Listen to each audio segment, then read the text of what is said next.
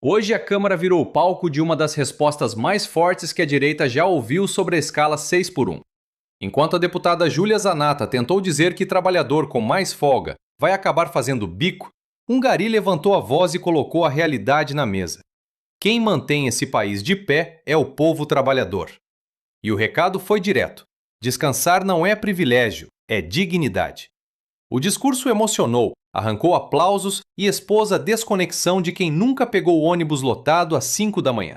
É justo e é lindo querer um dia mais de folga. Mas quem vai pagar essa conta? O trabalhador brasileiro que já está endividado. E no seu dia de folga ele vai ter que fazer bico para a conta de casa fechar. O que está vendendo aqui?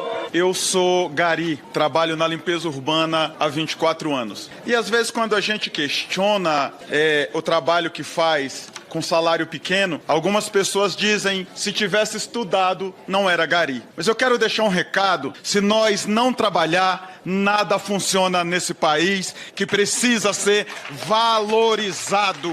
Eu vi uma parlamentar dizendo que se der um dia de folga, o trabalhador vai fazer bico. O do meu dia de folga, eu faço o que eu quiser. E se eu quiser fazer um bico para aumentar minha renda, não tem crime nisso. Crime é trabalhar na escala 6 por 1, onde a gente passa 4 horas dentro de ônibus, não tem condições de estudar para não evoluir. É isso que quer. E a gente vê uns parlamentares falando que tem que subsidiar. É a mesma coisa que fizeram lá em 1888. Os escravos foram livres e pagaram para os escravizadores, indenizaram eles. E como é que ficam os trabalhadores? O Brasil precisa mudar, o Brasil precisa evoluir. E a pauta da 6 por 1 não é uma pauta partidária, é uma pauta de povo. Quem é contra o fim da escala 6 por 1 é contra o povo. 72% da população é favorável a essa escala. Então é necessário que fique claro para a população. Todo mundo que for contra é contra o povo. E em 2026 nós vamos fazer um limpa na casa do povo, o Congresso Nacional,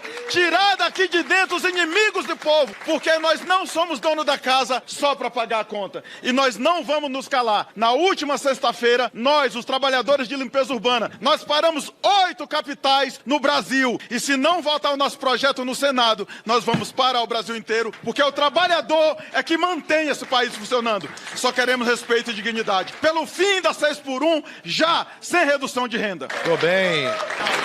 Muito bem, Raimundo. Queria dar uma palavrinha. Primeiro, eu quero cumprimentar as representações classistas aqui presentes, dos trabalhadores, dos que produzem a riqueza do Brasil. Porque sempre tem essa inversão. Fica parecendo que os que produzem são outros. Não. Esses que estão aqui, estas representações, são dos que produzem a riqueza do povo brasileiro. É evidente que o debate envolve as representações patronais. Mas as representações patronais, elas não estão ligadas a quem de fato produz. Produção é aqui. Essa turma sabe produzir. E é quem produz a riqueza. Aqui é o comando do PIB brasileiro, está aqui. Quem comanda o PIB brasileiro não é o agronegócio, não são as indústrias e os seus donos. São os braços dos trabalhadores brasileiros. Esses que produzem a riqueza. E é em nome desses que nós temos lutado desde a Constituinte. Nós lembramos bem porque estivemos com os senhores na Assembleia Nacional Constituinte. Eu não era constituinte, mas eu vim várias vezes debater as emendas populares e nós tivemos emendas relativas à jornada de trabalho, para reduzir a jornada de trabalho, de 48 para 40. E tinha esse mesmo discurso de que vai ficar ocioso, vai fazer o quê nas horas vagas? Tem tanta coisa para fazer nas horas vagas, tem tanta atividade, é formação, é cultura, é arte, é lazer, o que a gente pode fazer. E toda atividade que eu realizar na hora vaga de trabalho, o que o Domênico de Massa chamou de trabalho ocioso. Trabalho ocioso por quê? Porque se você, meu caro presidente, Vossa Excelência, sair de Salvador e for até uma praia no Ceará, Vossa Excelência vai estar gerando emprego, vai estar distribuindo renda. Então você, como trabalhador, vai distribuir renda lá no Ceará. Se alguém sair do Ceará e for até o Rio Grande do Sul para passar 2 dias, 3 dias, vai estar gerando renda. É aquele trabalhador que está no seu dia vago, que está com as suas horas adicionais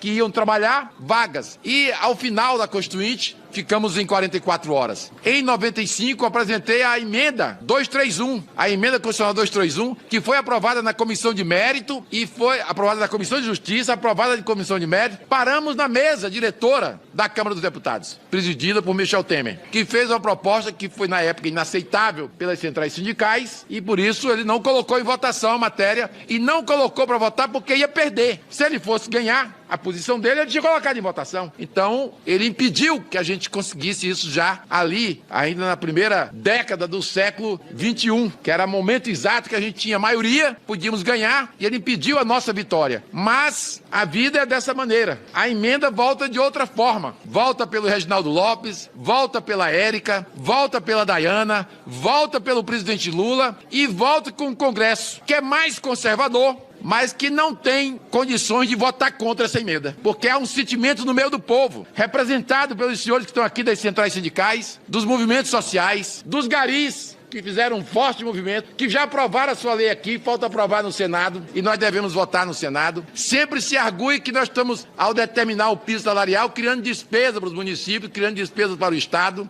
Vamos diminuir a despesa dos juros, que sobra dinheiro para a gente pagar o piso do gari, o piso do professor, o piso do enfermeiro.